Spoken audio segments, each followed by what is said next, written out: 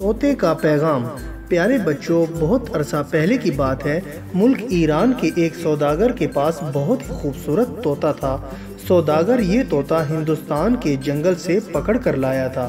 तोता बहुत ही प्यारी प्यारी बातें करता था और सौदागर को बहुत अजीज था। एक मर्तबा सौदागर को तिजारत के सिलसिले में हिंदुस्तान जाना पड़ा। सफ़र पर रवाना होने से कबल वो पिंजरे के पास गया और तोते से कहने लगा, प्यारे तोते, मैं तुम्हारे वतन हिंदुस्तान जा रहा हूँ। वहाँ मेरा गुज़र उस जंगल से भी होगा जहाँ तुम्हारे रिश्तेदार रहते हैं। अगर तुम उन्हें कोई पैगाम देना चाहते हो तो बता दो। तोते ने जवाब दिया, मालिक, आप मेरे अजीज़ों को सिर्फ इतना कह दीजिएगा कि वो तो बड़े मज़े से वतन के हरे भरे जंगलों में रहते हैं, आज़ाद फ़िज़ाओं में सांस ले रहे हैं, मगर मैं बदनसीब अकेला वतन से दूर इस पिंजरे में बंद उनसे मिलने के लिए तड़प रहा हूँ। जब सौदागर हिंदुस्तान पहुंचा तो उसका गुज़र अपने काफ़िले के हमरा उस जंगल से भी हुआ जहां तोते के रिश्तेदार परिंदे रहते थे। वहां बहुत से खूबसूरत तोते दरख्तों पर बैठे थे। उन्हें देखकर सौदागर को अपने तोते का पैगाम याद आ गया और उसने उन्हें बुलंद आवाज़ में वो पैगाम सुना दिया। जैसे ही सौदागर ने अपनी बात ख़त्म की, एक तोते की हालत ख़राब हो गई।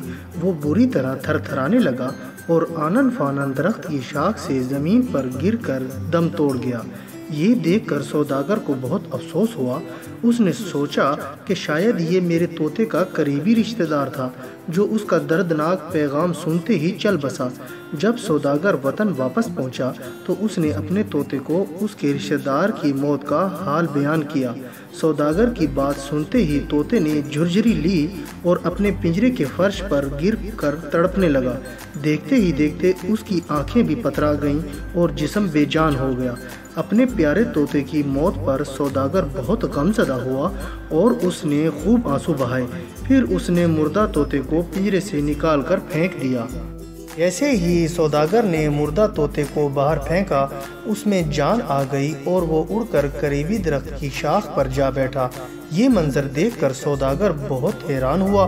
उसने तोते से कहा, ए बेवफा तोते, मैं तुझे इतना अजीज रखता था मगर तूने मुझे खूब धोखा दिया। तोता ये सुनकर बोला, तुम मुझे इसलिए अजीज रखते थे कि मैं अपनी बातों से तुम्हारा जी बहलाता था, मगर ए बेवकूफ़ इंसान, तुमने खुद मुझे कैद से निकलने की वो तरकीब बताई जो मेरे रिश्तेदार ने कहला भेजी थी।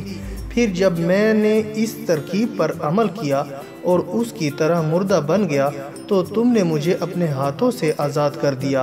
अब खुद बताओ, जब सब कुछ तुमने अपने हाथों से किया है तो फिर मुझे बुरा क्यों कहते हो? ये कहकर तोते ने अपने मालिक को अलविदा कहा और गुनगुनाता हुआ अपने मुल्क रवाना हो गया। आज़ादी एक नेमत है। प्यारे बच्चों, एक भेड़िया कई दिन से भूखा था। वो खुराक की तलाश करते करते थक चुका था मगर उसे खुराक ना मिली। भूख ने जब ज़्यादा सताया तो उसने जंगल से निकलकर शहर जाने का फैसला कर लिया। ये सोचकर वो जंगल से निकलकर शहर की तरफ चल पड़ा। अभी वो शहर से दूर था कि उसे एक खूब सेहतमंद कुत्ता मिला। कुत्ते ने भेड़िए को देखकर कहा, खैरियत तो है? जंगल से निकलकर शहर जा रहे हो? अरे तुम तो बहुत कमज़ोर हो गए हो। क्या खाने को कुछ नहीं मिल रहा? भेड़िए ने कुत्ते की बात सुनकर एक सर्द आह भरी और बोला, क्या बताऊं, मेरी हालत देखकर तुम तो समझ ही गए होगे कि मैं कई दिन से भूखा हूँ। खैर मुझे छोड़ो, तुम तो खूब सेहतमंद नज़र आ रहे हो। लगता है रोज़ाना निहायत उम्दा खाना खाते हो, इसीलिए तो मोटे ताज़े हो गए हो। कुत्ते ने भेड़िए की बात सुनकर कहा, मेरा मालिक बहुत अच्छा है। मैं उसके घर की रखवाली करता हूँ, इसलिए वो मुझे बहुत अच्छा खाना खिलाता है। अगर तुम चाहो तो मेरे साथ चलो, मैं तुम्हें किसी घर की रखवाली की नौकरी दिलवा दूँगा। इस काम की वजह से तुम्हें भी खूब अच्छा खाने को मिलेगा। खाने का नाम सुनकर भेड़िए के मुंह में पानी आ गया और उसकी भूख मज़ीद चमक उठी। वो खुश होकर बोला, मुझे मंजूर है, मुझे अभी अपने साथ ले चलो, मैं नौकरी कर लूँगा। कुत्ते ने कहा, ठीक है, मेरे साथ आओ। ये कहकर कुत्ते ने भेड़िए को साथ लिया और आबादी की तरफ चल पड़ा। रास्ते में दोनों बातें करते हुए जा रहे थे कि भेड़िए को कुत्ते की गर्दन पर एक गोल सा निशान नजर आया। निशान वाली जगह पर कुछ बाल भी उतरे हुए थे।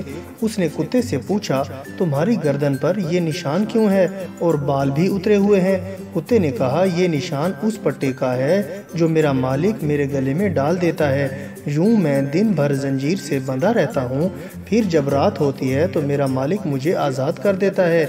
मैं सारी रात उसके घर की रखवाली करता रहता हूँ। कुत्ते की बात सुनकर भेड़िया एकदम रुक गया। तो कुत्ते ने पूछा, चलते चलते रुक क्यों गए? अब तो घर भी बहुत करीब आ गया है। भेड़िए ने जंगल का रुख करते हुए कहा, भाई मुझे ये काम नहीं करना। गुलामी के ऐश व इशरत से तो आज़ादी की भूख ही अच्छी।